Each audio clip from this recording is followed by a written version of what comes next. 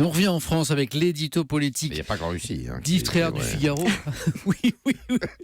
Question, mais il va où Bayrou, vous interrogez-vous ce matin, Yves? Mais s'il le savait lui-même, Samuel, je vous le dirais. Oh, je sens que vous allez être méchant ce matin. Il était au journal de France 2 hier soir pour dire tout le mal qu'il pense du projet de son ami Fillon, un projet dangereux qui accroît selon lui les inégalités.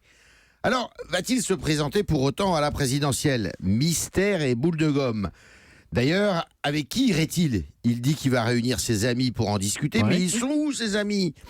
Sans troupe ni électeurs, il pèse 6% dans les sondages Bayrou. L'ermite de Pau est un homme seul. Il traîne sa solitude comme celui qui est perdu, qui cherche sa place. Il ressasse le passé avec amertume, le passé de 2007 quand il a failli créer la surprise. Depuis, il est triste, Bayrou. C'est un peu congénital chez les centristes, jamais contents, car souvent perdants. Et pourquoi, Yves, à votre avis, pourquoi?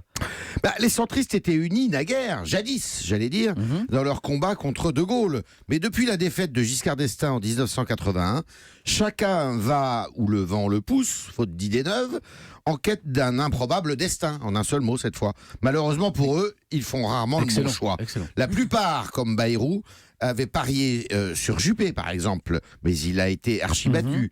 Si c'était Juppé, ils imaginaient alors Sarkozy, formidable occasion de se retrouver contre un ennemi commun. Et puis c'est finalement Fillon. Et c'est reparti pour la division. Certains acceptent d'aller à la soupe derrière Fillon en vue des législatives, d'autres pas.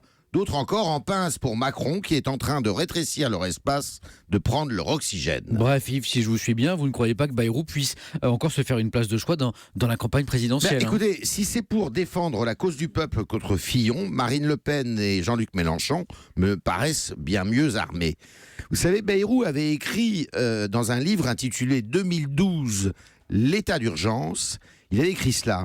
Ceci, si tu n'es pas capable de tout risquer quand l'essentiel est en jeu, à quoi bon la politique? Va-t-il appliquer ce conseil à lui-même? Eh bien, lui seul a la réponse. Alors que les températures se rafraîchissent, j'ai envie de dire que grâce à Yves Tréhard, François Bayrou est un peu rhabillé pour l'hiver.